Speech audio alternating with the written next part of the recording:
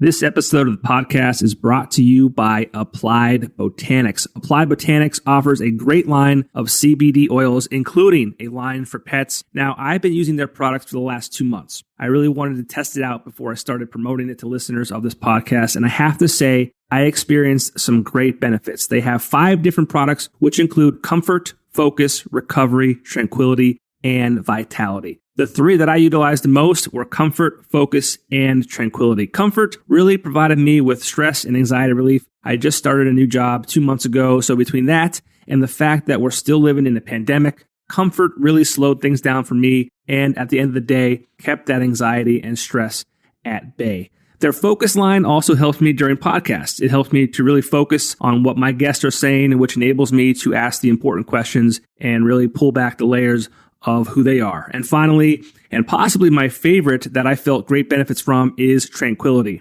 I take it 30 minutes or so before bed, and it really helps deliver me into that deeper sleep faster than I would without it. I wake up feeling refreshed and ready to take on the day. Now, oftentimes people are skeptical of CBD oil, especially when it comes to the price. But whether you're curious about CBD or have used CBD products before, you will find that Applied Botanics CBD is nearly half the cost of other brands. Their thoughts are that using CBD should not require a payment plan. On top of that, listeners of this podcast can get an additional 30% off their first purchase using the code word Popko Project at checkout. So head over to appliedbotanics.com where you can learn more about all their products. And if you decide to make a purchase, use code word Popko Project for 30% off. Applied Botanics. Live healthy and happy. This episode of the podcast is also brought to you by Keller's Garden Center, Lawn Care, and Landscaping Services. Working hard so you don't have to. They will take care of mowing, edging, pruning, trimming, shrubs, mulching, planting, and landscaping. Call them today for affordable and free estimates, weekly, bi-weekly, and monthly weeding and cutting services. And new this year is the Keller's Garden Center. They just moved to a new location across the street from their old location, and the Garden Center will offer landscape design and installation, mulch, rock, plants, trees, and more. They are located on 7 Kern Street in Exeter, PA. Call them today at 570-299-7240. Again, working hard so you don't have to. My guests today are a couple of my favorite musicians and people in northeastern Pennsylvania. AJ Jump is a fantastic drummer who has played in countless bands and traveled all over the world doing what he loves. He also is the co-owner of Karl Hall, a venue in downtown Wilkes-Barre who is making a big comeback this year with an Outback concert series stacked with some of the best local and regional talent that there is. Joe Burke is an amazing singer-songwriter who released his debut album in 2018 called Mystic Immediately, which is currently streaming everywhere. He released 2 singles in 2020 and has a new song called Roads coming out on Friday, May 7th. We talk about it all in this one. Karl Hall, Outback Concert Series, tickets available at eventbrite.com, and what it's like coming out of the shadows of a worldwide pandemic, the new music, life in general, and more. Welcome to the show, AJ Jump and Joe Burke.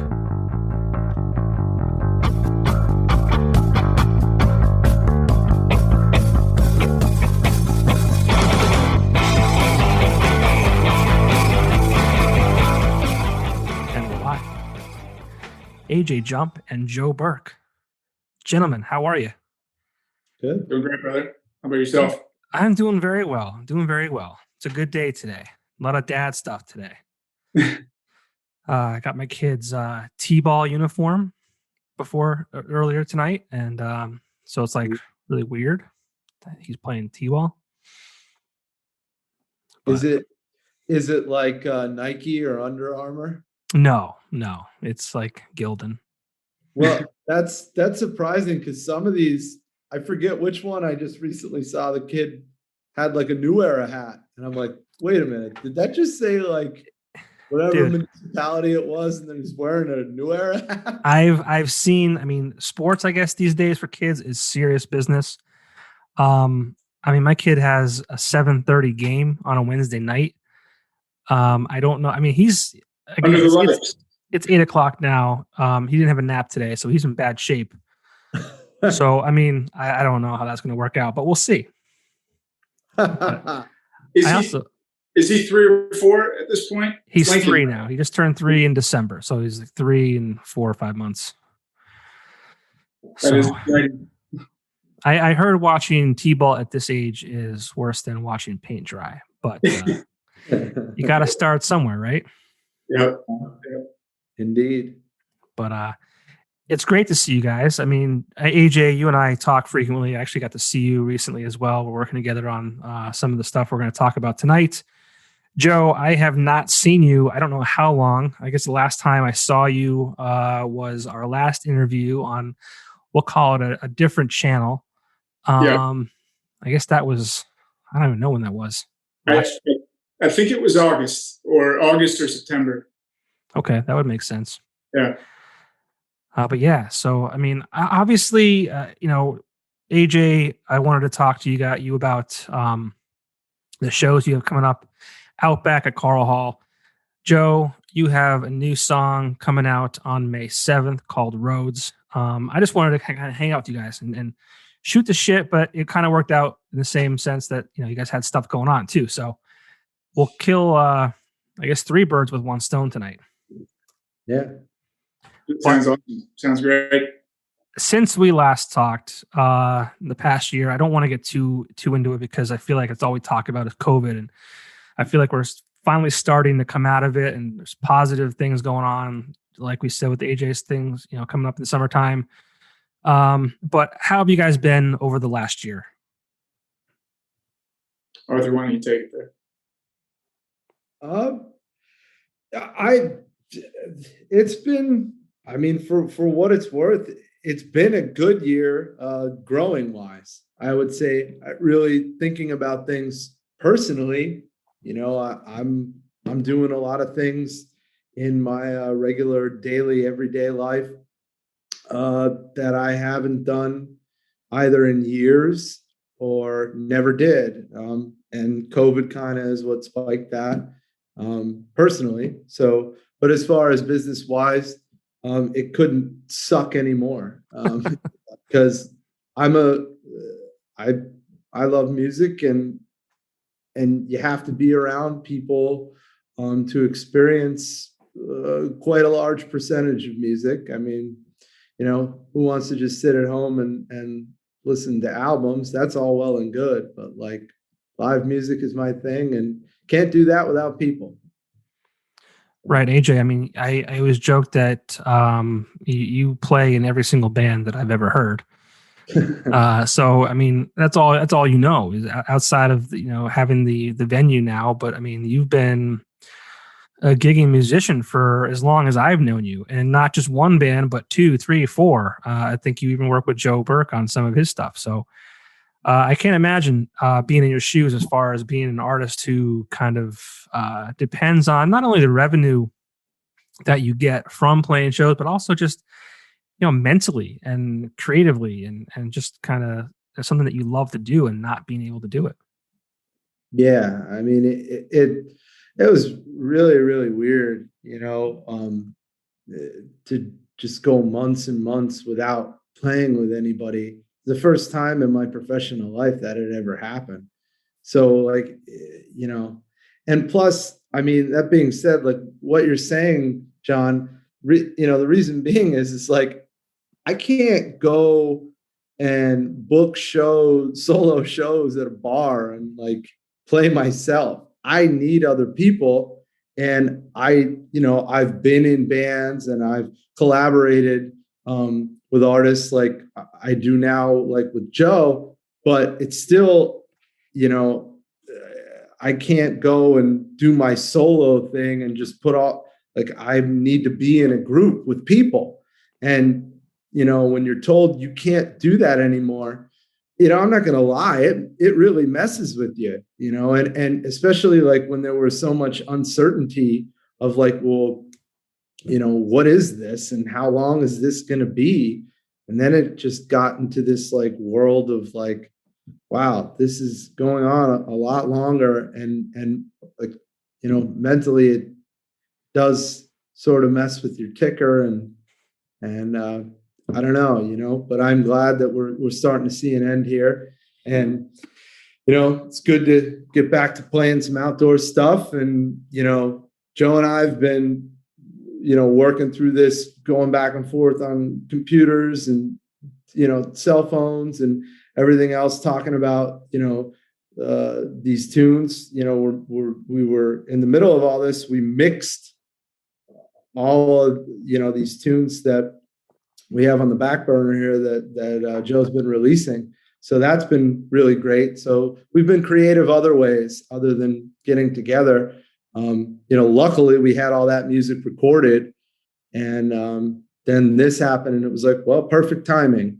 Brett's in his hole. He could just sit there and mix and just send them away. Thank God for the internet these days, because if it was, the mid 90s, that wouldn't happen. We would have just been. Can you imagine if this happened in like 94?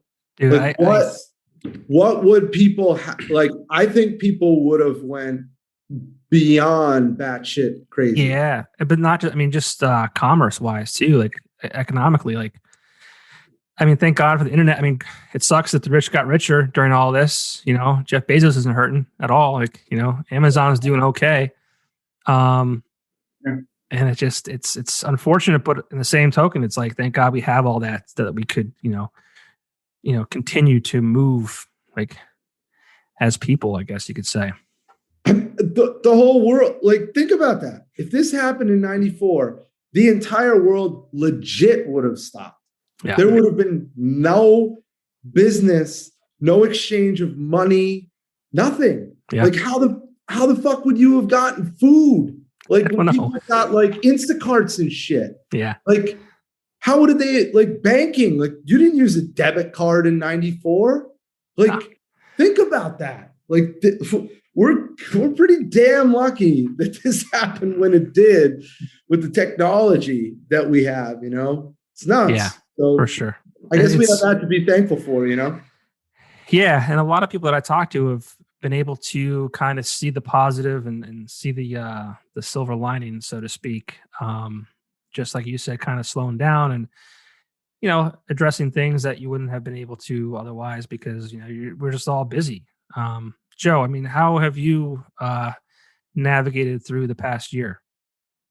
I think decently well. I think the one thing that you and I probably talk to each other about first, and as AJ and I do very often, are the people in our lives, in our circles, that we've become even closer to, given that they're the ones we not are forced to see, but that we have to see more frequently, and how they've all been faring. And I think in that respect, I've been lucky for the most part, that the people kind of closest to me have been okay. Even those that have, like, my 5-year-old or 6-year-old nephew across the street had COVID. So, it's touched me certainly in some closer ways, and he's all good, and his siblings are too. But that's the first thing that comes to mind. The question of how I fared is that thankfully on the other side of it, or as it's getting better, everybody's been okay. So yeah. And you were still in law school, correct, through all this? Yeah. I just finished this past Thursday, which would have been the 28th or 29th. Oh, congrats. Yeah, thank you. Joe's a big boy now. Yeah. Welcome to the real world. It sucks. Yep. I'm gonna enjoy this time before it actually happens. But that's awesome. Yeah, thanks. Yeah, and that was good too. I mean, I was able to have a couple classes in person, vast majority online, which is certainly a different style of learning, but forces you to stay disciplined on your own and stuff like that. Yeah, I wonder how schools are going to kind of get through this, specifically college level, where they kind of benefited on the backs of all of us, kids paying to go to these schools, and whether you know it or not, that tuition you're paying not only for the education, but you're paying for those cafeterias and sports fields and all that kind of stuff. But Yep. you know, a lot of these kids, I mean, they weren't even on campus anymore. They weren't, I mean, they were, you know, learning remotely. And I kind of feel like the curtain was pulled back a little bit on, you know, how much, how do I say it? I don't know, just like how much everyone contributes to a brick and mortar school, but they really don't need to. Yeah. Yeah. Like how much people are, gets taken out of their wallets for things that, you know, you're maybe seeing now, what can be accomplished, you know, in a more minimalistic kind of approach to it. Yeah. Yeah. Yeah. Paying a park and all that kind of stuff. It's like, it all adds up. Like, it's just crazy. Yeah. But yeah, for sure. I guess we'll see. I have a friend that lives like a couple friends that live in the hill section in Scranton. We were driving around there Saturday, and I was like, shouldn't there be some kids stumbling around right now, like around this time, like 19-year-olds or something like that? And as we passed, then we were realizing, all right, it's only 5:30, and we started to see some guys in jerseys and with their shirts off as we were moving through. So it's like, all right, so they're at least getting to enjoy the non-work aspects still here and there. Yeah. But, yeah. Well, I'm glad that you're both well and your immediate circles are, you know, as you know, Joe, you mentioned your nephew, but all seems to be well there. So that's good. Yep. But let's talk about the positives. I mean, Joe, you released 2 new songs last year through all this. Yeah. And you're going to be releasing one, like I said, on Friday, May 7th, called Roads. And I mean, singles are all the rage these days. Obviously, that's how music is released, and that's kind of how the industry is these days. Tell us a little bit about that song, and obviously, AJ, I think you worked on it with him as well. I heard it earlier. It's a fantastic. I'm not let down by any means. I do think though, like you released your debut record, 2018, Mystic, immediately streaming everywhere right now. That's going to be a hard album to follow up. I got to tell you that right now. Mm-hmm. Yeah, tracks like August. I think that's my favorite tune on that record. Roads is good. It doesn't get to the level of August for me, but that's just me. I'm just me. You know, but tell us a little bit about the song. Yeah, I mean, I think it's great that AJ and I are on here kind of talking together, because it's certainly at this point, you know, a partnership of sorts, and then AJ and I, we kind of have our group of married men that cycle in and out in terms of playing live shows. You know, we get to play with Mark Kassinger, plays bass pretty much, you know, all the time for us, and Brett, of course, when he's been able, he's played with us. We get to play with Stephen Murphy from Modern Ties, and Rob Husty. That clown. He's a goofball. That Stephen character. He is a goofball, a talented goofball. But yeah, I mean, I actually wasn't thinking about it in these terms, but this was like one of 5 songs that we recorded about 5 months. It was like August before things shut down in March of 2020. So, and the plan has changed at times, and I think given the uncertainty, it made more sense. You know, this is something that AJ and I have, you know, figured out together, that it made more sense to do this kind of singles approach and follow the all the rage, you know, with the way people do it, to kind of give each song enough air to breathe. You know, I have a lot of romanticism for albums and stuff like that, and get excited when some of my favorite artists drop them. And I suspect you're the same way, Johnny and AJ. I know you are as well. But like, you know, if I were to think about it in terms of Mystic immediately, I almost wish that I could have gotten a chance to promote every song individually. Just given the stage that we're at, like the audience that we're releasing to is still so small. And so almost taking all the content that you have and stretching it to give it enough life or enough air to breathe makes a lot of sense given the stage that we're at. So I don't know where I was going with that. I think just the singles approach right now will probably be the approach for a while. We have 1 or 2 left beyond this one. and then we're doing pre-production in like 2 weeks. I think 2 weeks from today, or maybe a week from today. 1 week. Yeah, and then I think the plan will probably be to get in the studio this coming August to work on those. So yeah, a lot. Keep it moving, just continuing to make music and all that. I feel like August kind of has some kind of attraction to you. You said August probably 5 times tonight. Right, And my favorite song is August. You have a song called August. We last talked in August, and that's funny. I'm conscious of it now too, for sure. Yeah. Oh man. Yeah, it's funny because like doing these singles, like artists almost hype up these singles now like they would an album. And Dustin Drevis just released a new, and the Electric Gentleman just did a new tune last week, and he kind of said that he promoted this one single more than he's ever promoted an album before, which it's just kind of interesting to see how things have shifted. And like you said, you kind of give each song a minute to breathe and sit out there. Yeah.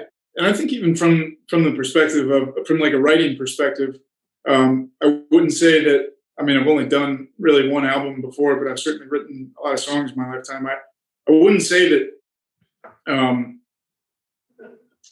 I'd be someone who would be inclined to write an album. I think I'm always just writing a song. And so it almost like makes more sense, to like, I wouldn't say that I'm spending as much time on one song as I would be an album. I'm just saying that it's a closed universe, the song itself. And so it's to get to the end of that finish line and to see how you did along the way and whether you can make any improvements. So it's almost like it's the more justified approach. Yeah. Now, is that how you write? It's kind of. Go ahead. What's that? No, AJ, go ahead. No, sorry. What'd you ask? I was just going to make a comment about like what we're talking here. What we're talking about here, it's nothing new in the business. It's just the way that the format of it is new. But like 45s, that was the thing, and they were in machines at places, and you put a side A and a side B out. And even John, not so much Joe, but John, when you and I were kids, I remember getting tape singles in, my Christmas stocking or whatever, side A, side B. They were still pushing that stuff in the 90s. But like, if you really think of the long span of it, it started out sort of that way with these singles. Why? Because there wasn't like a ton of money flooded in the industry. And then what happened? The Beatles. And then music became so vastly and widely popular, and television and so then music, it exploded through the 70s, 80s, and 90s, those 30 years. So there was a plethora of money to be able to make records. And like Joe said, I think back at different stories with different people, that I've worked with in the past, but just like these bands would get a $1 million advance. They wouldn't even have an album yet. And they would go to some house in the Hollywood Hills and write the whole thing. Then they would go to a studio and record the whole thing. And that whole process would take a fucking year. And they would get paid to do that whole thing. Nowadays, it's like, oh, you have to come with it completely finished, mixed, mastered by the greatest people on earth, and then maybe we'll sign you. Right. So it makes more sense now, money-wise, and now people are putting studios in their homes. Just put it out little by little, A, because time is money, and B, also because now we're in this world where it makes way more sense of that format because there's just so much content. Right. That people can only focus on something that is, what's the old saying? You get your 15 minutes of fame, and that's really it. Like, that's it, and then like even all these different artists are now reinventing themselves. Look at Post Malone. All of a sudden he just comes out and plays Nirvana. Yeah. Nothing like what he just did. And then because his 15 minutes was over. He needed to do something else to grab people. It's nuts. It's the wild freaking West. It's definitely interesting though. I mean, yeah, for sure. And I mean, like, there are people who are becoming like famous, like off of songs that are made popular on TikTok. Like, I mean, who would have thought that would happen? I mean, I have discovered songs that I like from TikTok, right, within the past few months, for sure. Yeah, TikTok, what a time suck that is. I mean, there's so much funny shit on there. There is. I lose my life watching that shit. My fiance is addicted to it. In fact, I just said that to her 20 minutes ago. I make one observation. My one observation was that, like, as a grown man, when I got onto it, I felt a little uncomfortable having the app because, like, I felt like the vast majority of things that I was seeing were young guys or girls. You know, nothing against this whatsoever. I just mean, like, it seemed very sexualized in a lot of ways, everything that was happening. Yeah. And so you had to start liking comedians, or you had to start liking funny videos, or you had to start liking impressionists or music, so that your feed would not just be filled with people doing kind of sexy dancing in some way. Again, nothing against that. I just made it was not what I was expecting when I got TikTok, I suppose. Yeah, I got on it, and then it was exactly that. You know, it's like kind of like, whoa, I'm way too old to be watching this girl dance. Yeah. And then just like the whole like China spying on you type thing, I guess that kind of scared me too. But either that's not really true, or no one cares. So I'm back on. I'm back on it. I'm not on it too much, but when I am on it, it's just like, it's just like my life goes away. Well, why is everybody so worried about everybody? Like, oh, they're watching me. They're watching us right now. Yeah, I hope so. They're watching your every move. I hope so. Cameras freaking everywhere nowadays. So if they are watching this, then you guys should all go and listen to Roads. It's going to be out on Friday by Joe Burke and Co. It's a great song. You guys are going to love it. Yes. Please like and subscribe to the Popko Project on YouTube. Follow me on Spotify, Twitter, Instagram. Yep. I have a new church coming out in 3 weeks. There you go. Yeah, Donald Trump just released a new social media platform. Let's not talk about that. I don't even want to say his name. All right. Sorry. Charles Barkley always says, no free pub. Let's not even, I don't even want to say that word. All right. Fair enough.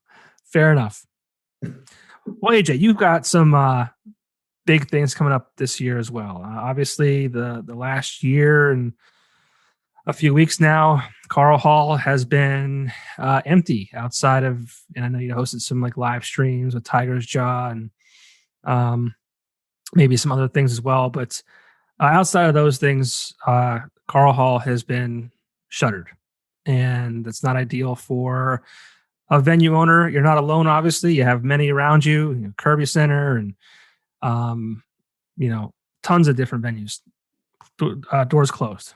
But and I think even last year you kind of did an outdoor thing to kind of get your feet wet or test the waters. I think it was a huge success. And if I'm mistaken, I apologize. But no, that's October. We did a show in early October, kind of as the litmus test to this whole thing that the whole schedule that I released for Outback at Karl Hall, just kind of see, and that was before COVID went absolutely crazy here in northeastern Pennsylvania. So that was like pre everyone getting COVID, and people still came and supported and felt safe, and and it was good. So kind of the proof was in the pudding. So then, when, like I said, through November and December, obviously we couldn't do anything because of the weather, because of COVID, obviously January, February, March too, as well. So then I was like, well, that was the proof in the pudding, definitely going to do this. And I just kind of got to work in the beginning of March, got on the horn, started calling everybody, and, here's the idea, here's what's going to happen. We're going to roll it out. And start shows Memorial Day weekend and roll all the way through to the top of fall, basically. And then from there, I'm not sure, because I'm just, we do seated shows at 90 capacity and standing shows at 140 capacity. Under the indoor regulation right now, you can only have 25% of your seated capacity. So do the math. Yeah, that's less than 30 people. Yeah, and then you have to add the band as part of that. Right. Your and staff. Then, and exactly. So, at the end of it, it's like, 20 total people. You'd have to, charge $50 a ticket. It's just not.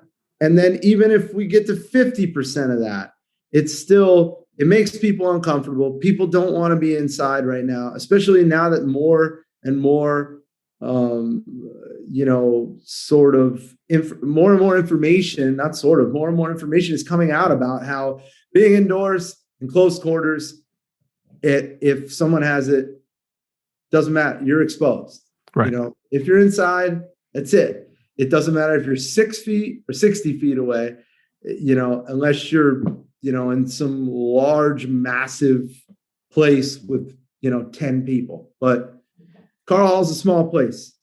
We're not going to go jamming people in there, exposing people possibly to, and then also, I'm not going to get political or anything, but that will also come the time, depending on where we are with this, is to whether or not make the decision to allow or not allow people to come inside that haven't been vaccinated yet. And that could possibly end up being a thing. And a lot of businesses could end up, getting to a point where if this goes backwards, which we don't know, can it? Yeah, it can. I mean, it's possible. Yeah. Yeah.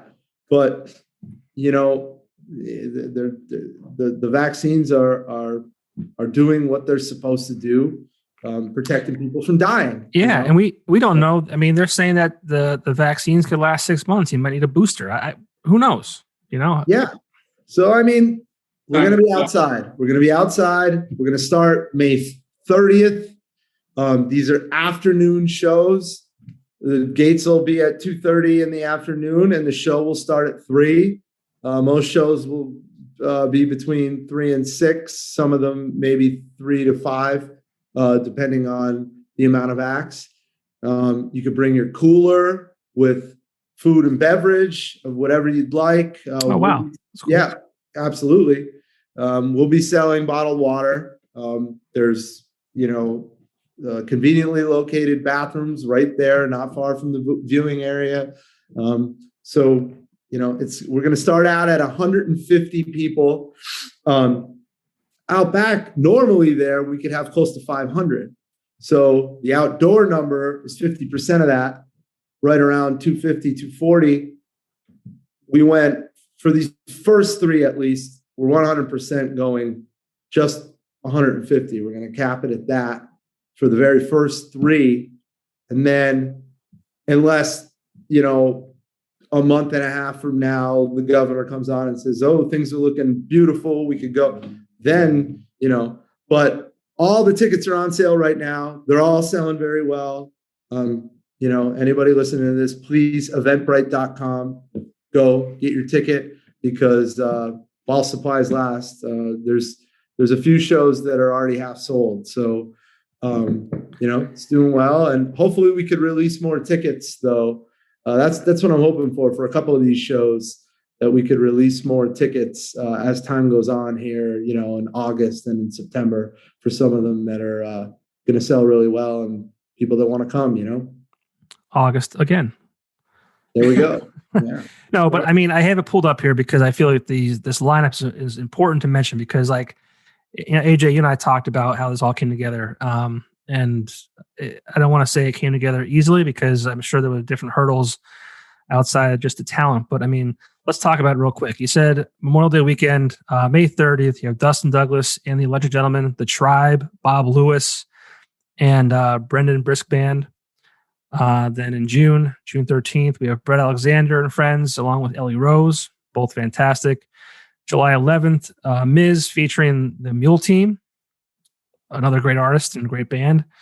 And then August 15th, I said August again, Tiger's Jaw acoustic, along with A Fire with Friends, Langen, Frost, and Wayne.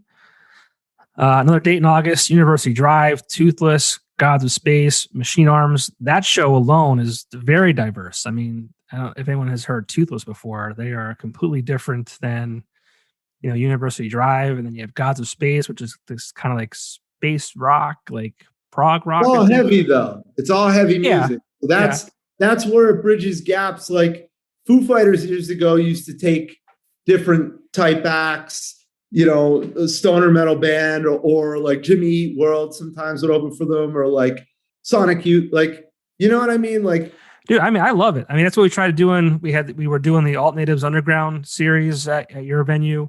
I was putting the first opening act as an acoustic act, and I was trying to make them different than, the main act, just because I wanted people to be introduced to different styles of music. So, I mean, I think it's great. And then, September 12th, you have Rosary Guild, Modern Ties, Joe Burke and Company, and Noxon. That's 4 great acts right there. And then to close things out, September 26th, is it Bunny Lane? Yeah, Bunny Lane. Bunny Lane and the Virgos, Life of Riley, Stay Loud, Wicked, Glare, and Little Star Run.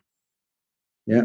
Again, tickets for all those shows are available now at eventbrite.com. So if you're interested in those shows, like AJ said, please, by all means, get them now, because I think all of these should sell out. I mean, I mean, you can't find much better homegrown talent than that's on this lineup for the Outback series at Karl Hall. So kudos to you, man.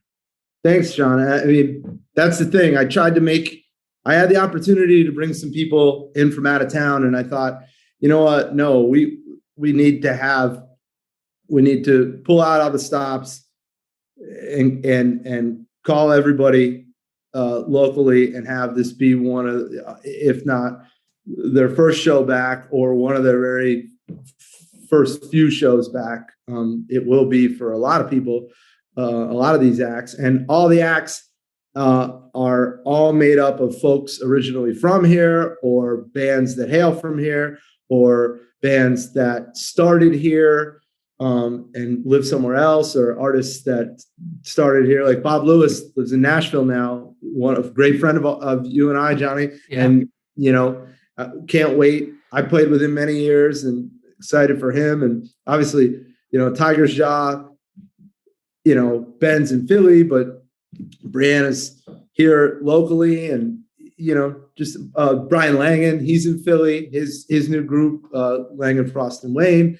Fire with Friends playing again. They did some stuff, through the pandemic, released a little stuff here or there. They haven't played in a while, so that's exciting. And then, that very first lineup, Dustin Douglas Electric Gentleman just put out some stuff. The Tribe put out some stuff in the middle of this. Bob Lewis put out some stuff in the middle of this. Brendan Brisk Band, they put out a really, really great record and a really cool music video along, with one of the lead songs on that album. So, it's just chocked full of greatness. And I keep saying this, I'll take the Pepsi challenge for musicians in this area any day, because we have some real shit here. And I've lived other places. I've played gigs all over this country. And, this area really has a lot of great talent, and people, I can't say it enough. And people need to really understand that and cultivate that and be grateful for that, especially coming out of this, Yeah. And I think people are excited, and they're ready to go. But John, I also have to say, thank you as well for doing, the shirts for the scene. I know that just ended, and that was a really, really, really great thing.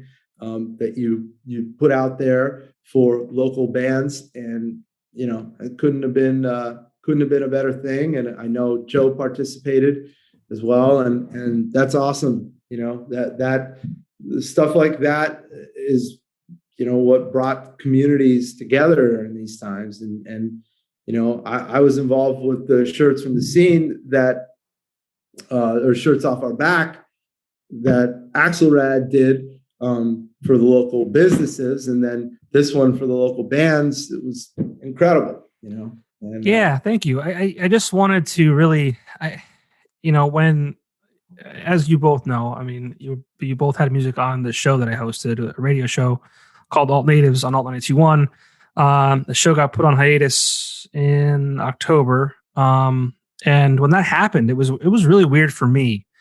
I kind of sat back and I was like, I felt like I lost a purpose, and not that I was like anybody doing anything special. Like I had an hour-long show on the radio here in NEPA on a Saturday night, 9:00. Like I'm not setting the world on fire, but like that hour on that weekend, that Saturday night, gave me a sense of purpose, and I felt like I was part of a community.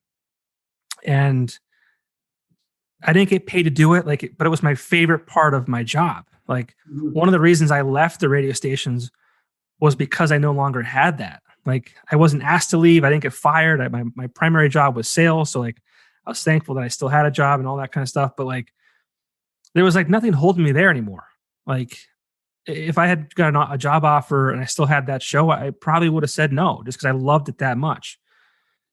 And then when it ended, I felt lost. And I'm like, how can I continue to be part of their lives, the musicians and artists in this area? And how can I help them, without having, a show where I can play their music and hopefully introduce them to new ears or whatever it might be. And so I approached Axelrad and I asked them to steal their idea. As you mentioned, AJ, they had the Shirts Off Their Backs movement that I think raised over $87,000 for local businesses, which is crazy. So I said, all right, well, you have the infrastructure to do it. Can I steal that and do it for the local bands? And they, without hesitation, they're like, yeah, let's do it. And, we ended up raising $8,700 that wrapped up at the end of March. So we're a little bit behind as far as getting some of those last orders delivered. So we do apologize for that, as well as the checks being fulfilled to the artists that, the money we raised, but that they will be going out shortly. We just moved facilities. Not that it's an excuse, but, it was a pretty big undertaking as far as, moving a whole production facility from one place to the next. And we're busier than ever at Axelrad too, which is, I think we're busier than we were last year. I think we're actually busier than they were in 2019 this time. So it's a good thing good problem to have. But if anyone's listening to this and they're like wondering, did this asshole just raise money and pocket the funds? No, I would never do that. The checks will be coming. I'd even like to have some people come and pick them up, maybe do some photos and check out the new place too, because we really want to focus, on bands and stuff like that, where if bands need merch and we can be there for them and that kind of source. So that will be happening soon, I promise. I just don't know exactly when, but it should be within the next week or two. Kudos to you, man. That's a great thing, without a doubt.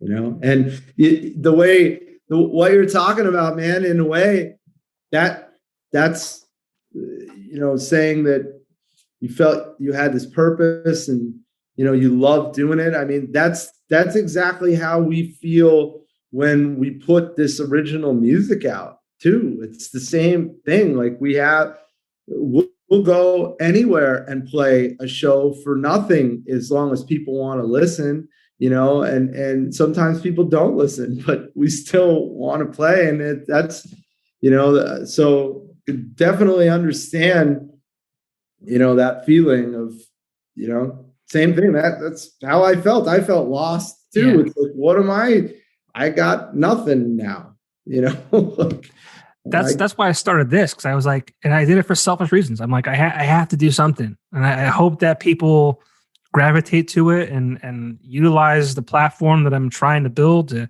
talk about your events this summer, AJ, and Joe, talk about your music. And I just want this whole thing to be, I keep calling it like a vehicle for good, just helping spread the positivity. Like, NAPA always gets a bad rap as far as like, a lot of negative people, and that's true. But I mean, we as individuals in the community have to, say, hey, we live here, we play here. Like our families are from here. Or like I have a kid, he's going to be raised here. We have to do the best we can to move things forward. And AJ, I mean, you opening up this Karl Hall in downtown Wilkes-Barre, you didn't do that to become rich. I mean, that's not in any way why you did it. And you probably, if you've made any money at all, it probably would get you a tank of gas at this point. But you did it because you love music, you love, having artists perform, and you love this area too. I mean, you're from here, you're born here, you're living here now. So it's kudos to you as far as, creating something that people can also utilize. Yeah, I just want people to, like you said, be positive, cultivate the situation, and just understand these things and why they're here. And we're here for you. We're all here for you. Joe's here for you, writing incredible tunes. John, you're here for us in many different ways of promoting incredible tunes and other things. And now promoting bands on their chests, even more so, working for Axelrad, which is awesome. And, I'm like you said, man, I'm not doing this for myself. I'm not doing this for money. I'm doing it because the area used to always have it. And then it went away, and I went away. And then I came back because I thought, well, that can't go away. I was a product of that, and coming from that, and playing places like Murray's Inn and the Jazz Cafe and Cafe Metropolis and, Home Base, and, all these different places over the years that, a lot of them aren't even here anymore. Tinks, but yeah, we're just here to keep moving forward, not backward. Yeah, don't not look back. 15 years ago, not sitting here talking about, the station and, this, I remember when, and no, it's not coming back. Forward. It's not coming back. Stop talking about it. Not coming back. No, we're moving forward. You have to move forward in life. Yeah. Like none of us wanted COVID. None of us wanted it, but we have to deal with it. We have to move forward. Yeah. That's all you can do. Well, you kind of ruined what I'm about to say, because I'm going to look back real quick. AJ, one of my fondest memories of you, there's a picture of it from Murray's. There's a group of us, you, Brian Keating, Jay. Oh, yeah. I think it was Brian Keating's birthday. At Murray's. He was bleeding in the picture. He was bleeding. I think he cut his hand on his I don't even know what he was playing. Bongos. Yeah. So there was that. And then hopefully your parents aren't watching this or listening. And if they are, I mean, we're old now. But the party My at parents' house. So think about that. What's that? I said my parents. No, I'm kidding. I said my parents will be listening, whatever it is. Well, it's fine. You were too young to even be there. We had a party at AJ's parents' house. Oh, they know all about it. They know that I used to do it summer solstice, the weekend before the 4th of July, because they always went away that weekend. Yeah. And, go ahead. What were you going to say? No, you froze for a minute. Oh, I said, what the summer solstice party, the weekend before the 4th of July at my parents' house every year, because they were always away. But what were you going to say about it? Was there? Well, no, it was just, I mean, it wasn't anything crazy outside the fact that I think someone shot off fireworks at somebody or someone jumped in the pool. I forget exactly what it was. I just remember it being a good time. I rode a keg in that pool. I was on top of an empty keg in the pool. And I think that was, I was walking through your parents' house and you had there's a picture of somebody with the last name Diamond. No, Popko. Or is it Popko? Popko. Okay. Yes, because then we talked all about that. And then I remember my uncle even saying, like, when he would see the Weekenders and stuff, he'd be like, who is this guy? This Popko. Because that's my uncle is Tom Popko. So he's like, who's this Popko guy? You have to know him, right? I said, oh yeah, I know. I said, we had a conversation in my parents' living room about how I'm technically, I have Popko blood in me and he's a Popko too. I don't know why I thought it was my mom. My mom's maiden name is Diamond. I forgot it was Popko, but yeah, it was. I knew there was some kind of connection there. Yeah, there's not a lot of us out there. We may be long lost brothers. Maybe. I mean, that's why I had to call this the Popko Project. People are like, people know who you are, they know your name, and it's different than everything else. So you gotta. The last thing I want to do is name my after myself. But here we are, and then we're actually wearing my shirt. It's not creepy at all. That's a good one. I went to pick up my kid's T-ball uniform, like I said before, and I said, I'm here for Popko, and he was like, oh yeah, I couldn't tell from your shirt. I'm like, oh, yeah. Felt really embarrassed. I'm like, oh yeah, I have my own face on my body outside of my head.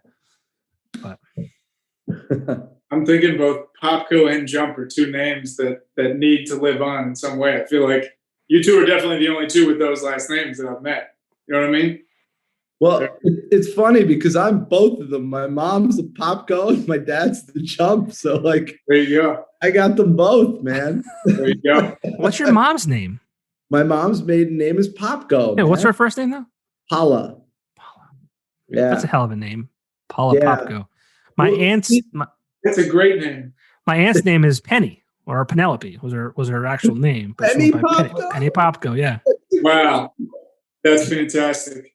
That's a storybook name, or that's like literature that you find a great name like that, And then when they brought Full House back, there was a kid named Bobby Popko. Oh, really? Yeah. So when it was Fuller House on Netflix, they had a troubled kid, and his name was Bobby Popko. Of course, he was troubled. Yeah. I was going to say. Well, troubled, or just I guess he was troubled because he was just kind of like an instigator, like Dennis the Menace. Yeah. Pick on the Polish kid. Bastards. That's funny. Oh man. Well, I won't keep you guys too much longer. I know you probably. I wanted to say real quick on the t-shirt front. A lot of of course, I won't repeat the thank yous because I think AJ said it perfectly. I need them. Give them to me. Feed my ego. Blow my head up. I'll tell you one thing I thought about was a lot of my brother and I are like the youngest of the cousins on my dad's side, and all of my older cousins are old enough where they're each having a kid like once every 4 months. It seems like another kid is born, and it's great, and they're all great kids. But the shirts themselves, like them going out, coincided with the birth of at least 3 or 4, and I'll send them to you. But I got at least 4 infants, like infants, 5 days old, in shirts that were made, for Joe Burke and Co. through this project that you had, which I thought was pretty funny. That's funny. So, yeah, it's cool seeing. A lot of the bands were posting pictures of shirts that they bought from other bands, and I think that's cool because, and AJ can probably speak to this as well. Like early 2000s, even into the mid 2000s, like it was kind of cutthroat in this area. Like, every band thought they were the best band in the market, or like if you were a cover band, you were like, better than everybody else. And I'm not like trashing anybody. It's just kind of how the vibe was. And it's not like that anymore. And I don't know if it's because that's a good thing. Though. It's a great thing. It's a great thing. So that's what I'm saying. Like to see all these bands, like, buying these t-shirts and posting them on social media saying like, oh, I picked up a Dud shirt, or I picked up a Joe Burke shirt, or the fact that people bought the shirt that I have with my stupid face on it is like, it still baffles my mind. Yeah. But it would just, again, like it just people in NEPA, I just made a post today, we've proven again and again that, we always take care of our own here in our area. And that's just a perfect example of it. Yeah. One thing that made me think of is that I think that like other musicians, I think I give musicians credit for, giving shout outs to other musicians, because for one, to get people to pay attention to your own stuff can be hard enough. So giving somebody else airtime on your own pages is a really wonderful thing, very, others centered. And I think too, though, that speaks to the idea that like from the standpoint of somebody who's putting stuff out, this goes back to the conversation of positivity and negativity, like the world and people from behind their screens can be a very negative place. And I think like when you're someone who's releasing music, oftentimes very personal experiences, or could be art, could be other forms of, artistic creations and stuff, you recognize what I don't want to say a struggle, because people obviously go through a lot of stuff and a lot of different stuff in life, but you recognize, how difficult that can be. One, for people not, giving you the credit you deserve just for doing it. Or even two, I don't know, maybe it stops there, but I just think that there is a good sense of that around here, of people, recognizing, how difficult it can be, and that there's a vulnerability to it as well. And I think that's a great thing. I see a lot of that too, on release days and stuff, all the bands from around here sharing each other's songs, and that is a great thing for sure. Well, I mean, AJ, I'm thinking now, like, if you're looking at the lineup here, like I just feel like you would never see this much local talent in a series. And then, if you had, let's just the first one, for instance, like, Dustin Douglas and the Tribe and Bob Lewis, I feel like those four acts, they won't care what time slot they have. They could go on first, they can go on second, they can go on last. Back in the day, it would have been like, oh, well, I deserve to be the headliner because I'm so-and-so or whatever. All these guys here and girls, they're just happy to be part of it. I mean, yeah, 99.5%. We'll say that. Well, you said you know me, I'm not a bullshitter. I know. But you're right, but there is, so every now and then some of that stuff happens. Not on this particular, but it still happens. Sure. But not as much as it used to, by any means. No, not as much as it used to. Definitely not. And that's great, because it's moving forward in a different light, and it's. But you're darn right. Back in the day, it was real cutthroat. Every band, there was a certain events and certain things. Oh yeah, the slots totally were about this power trip or whatever you want to call it. It's just silliness. Yeah. The whole idea of the rock star is actually kind of going away if you really think about it. There's maybe a handful of folks, but the majority of artists nowadays, man, it's not like when we were kids. When we were kids, every band, the front man or the guitar player or from the 80s on, even before that, Led Zeppelin, The Who, Ozzy Osbourne, those were rock stars. Yeah. AJ, who was making that point? John, in my fall semester this past year, I took an entertainment law class, and every week it was 2 hours, 3 hours once a week.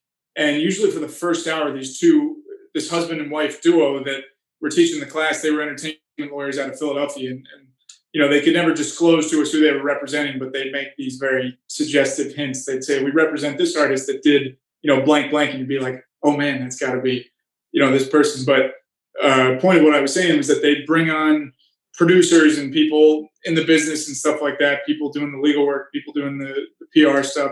And someone that they brought on was Larry Mazer.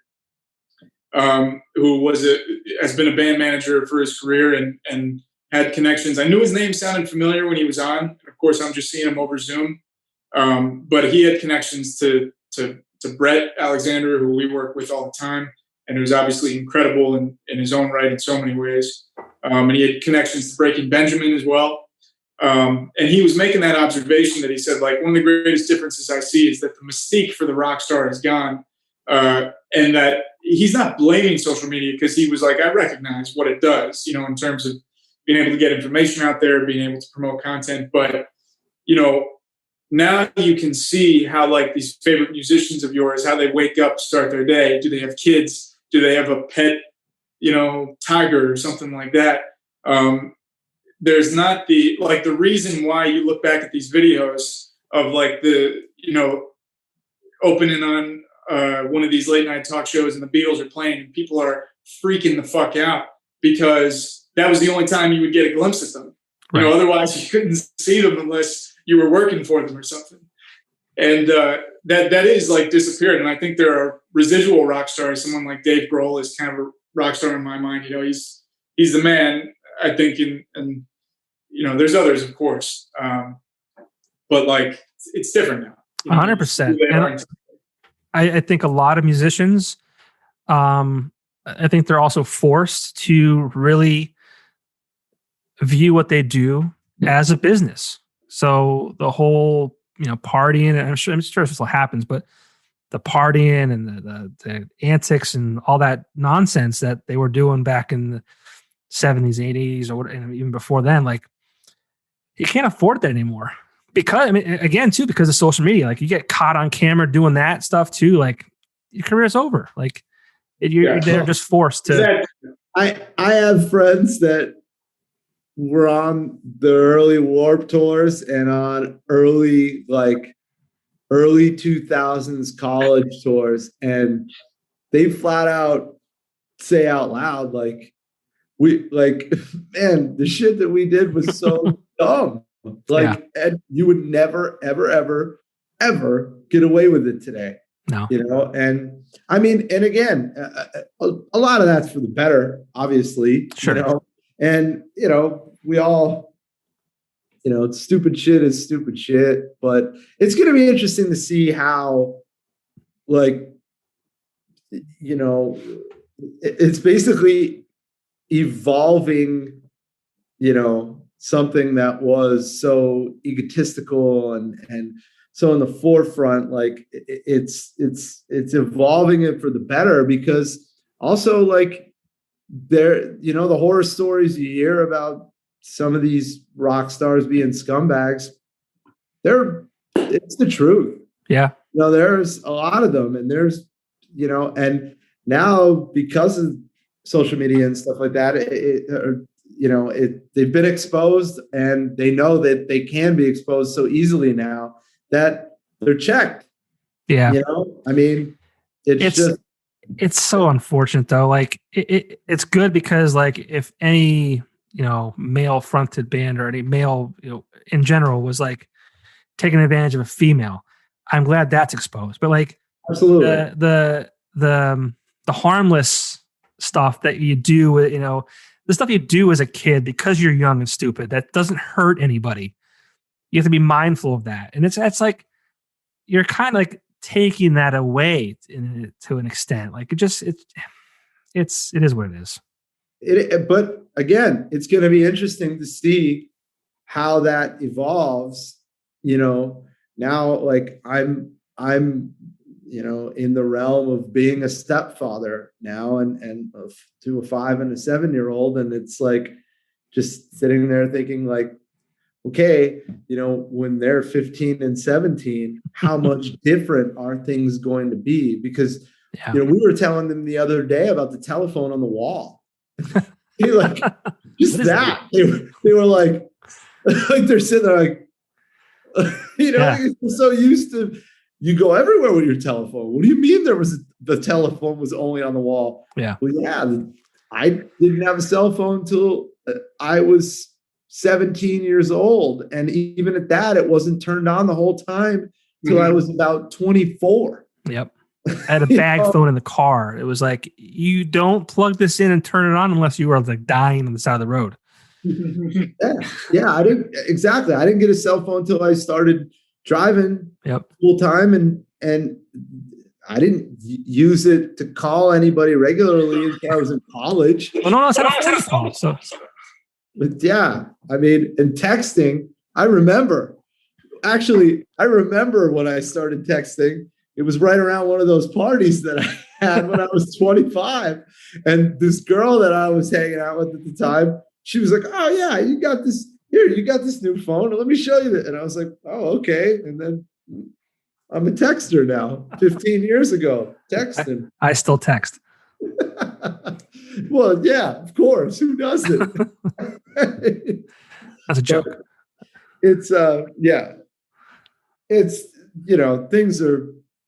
Who knows where they're going to go now? I mean, COVID changed so much fast when things were already changing so much so fast. So I just want to be able to get on a train and go to New York City from here. Like, enough's enough with this horse shit. Like, it was already here. Like, what the fuck is these people's problems? AJ, make it happen. Make it happen. Sure. Come on. The day I get into government is, the day I move to Russia. No, thank you. I'm not. There's no way. We need the change. We need to be the change we want to see in the world, AJ. Yeah, well, there should have been a train fucking 20 years ago. There should have been. God knows why. People have their theories. There was a train in the 1950s from here to New York City, and you're telling me there can't be one now? That's horseshit. It's so stupid. It's nonsense. We're so much more advanced. It's ridiculous. People keep looking back. That's on the horizon. I feel like that's going to happen. What was that, Joe? I feel like that's going to happen. I feel like I've heard at least that maybe even to Philadelphia, that's something that will happen. Yeah, Joe. You know what? You're so young and naive. No. I mean, maybe, but that doesn't make it bad. I'm only kidding. Yeah, and someday they'll legalize marijuana too, Joe. You believe it? They've been talking about that for almost 20 years too. You know what? I don't want to get into politics, but I'll never forget when Tom Wolfe is like 2014. It's like, we're just going to sit back and wait and see what the states like Colorado does. And then all of a sudden, a pandemic hits and the state's broker than they've ever been before. Now it's like on top of his list. We need to legalize marijuana, recreational marijuana. I mean, let it be, man. I lived in Oregon and worked in the industry. I haven't smoked pot in years and years and years. And I got a paycheck and actually paid taxes working in that industry. Who would have thought? And that was 5 years ago. Yeah. So that's old hat now. And they had it together with that out in Oregon. It was interesting to see everything shaking and moving at that time, but it's coming, man. It's coming. It's just the Fed is letting all these states do the work for them, and then they'll come in, do their changes, and then guess what? It'll probably end up being like Anheuser-Busch. All these major corporations are going to come in and buy up, especially the tobacco companies, the other small guys. The tobacco companies, and I'm not a pot smoker. I'm not good at it. It's just it is what it is. But I want to see the state that I live in prosper from the tax money that could be created from it. Yeah. Put it towards education. Put it towards the homeless. Put it towards potholes. Potholes. Yeah, pot for potholes. Let's start the campaign. Fire it up. Pot for potholes. That's it. That's the next T-shirt. Pot for potholes. PA in the. I love it. We'll make it happen tomorrow. Bottles. I know a guy that works at a T-shirt company. Yeah, I know a guy. Pot for potholes. No one take that idea. No, it's copywritten. You gotta write it in a note and then send it in a letter to yourself. That's how you take care of the copywriting. Joe, you're a lawyer. Let's go. Come on. My legal advice is don't take my legal advice. Come on, Joe. What kind of promotion is that for yourself? No, I will say, yeah. I mean, we'll say I'm the the weed front, I think too, like about people that have like spent time in jail for having an amount of weed that people walk around with on a daily basis for back pain or something like that. You know, Can't do that, Joe. There's too much money involved. There's a lot to it for sure. A lot to it. Shit. Well, we're not going to solve the world's problems here. We can try. No one wants to hear it. I'm sure my 5 listeners have tuned out already. So I don't want to take up your entire night. So thank you guys so much for joining me tonight. I really appreciate both of you. You're two of my favorite people in this market. I'm glad to call you guys friends. And Joe, I remember I said it before. I'll say it again too because it's a different channel. I remember seeing you. I think it was Record Store Day in 2016. I was next to AJ. I said it to AJ. It's full circle because AJ was the one who got me the gig in the first place. Right. We knew each other a little bit at that point, but not too well. Certainly not as well. It's amazing. Yeah. So Record Store, I think it was 2016. Record Store Day, Joe Nardone's Gallery of Sound in Wilkes-Barre. And you started playing. And I remember standing there and I turned around and I'm like, who the hell is this guy? Mm-hmm. I said, AJ, who is this guy? And he goes, it's Joe Burke. I'm like, does he have music I can buy? Because I want to buy it. No, he's working on stuff, blah, blah, blah. I said, all right, well, let me know. It was like took 2 years to get it. He said that's Joe Burke. And you said, oh, all right. No, that's not true. I harassed AJ for years until the record came out. Hey, that guy at Nardone's place, does he have stuff out? Especially when I started the radio show. And true story. Yeah. I remember that. I'm glad you brought that up because I wanted to. I earmarked that before we started this to. I hope either you brought that up or I brought it up. But I forgot about that. Like Joe said, full circle. But John, thank you for having us on. Really appreciate it. Yeah, thank you. Best of luck with the new song. Again, May 7th, this Friday. And check out Joe's music. It's streaming everywhere. And then obviously with AJ Jump and his Outback at Karl Hall 2021 concert series running from May through September.